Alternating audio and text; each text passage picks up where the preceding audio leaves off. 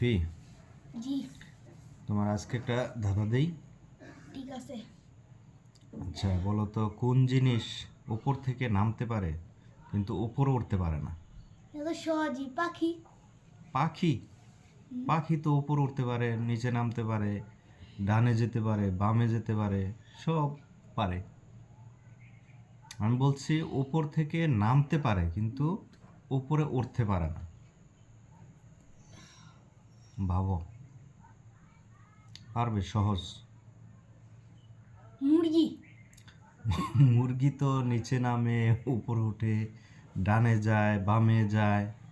হ্যাঁ, পারে। কোন জিনিস নামতে পারে উঠতে পারে না? পারবে না? গাছের পাতা।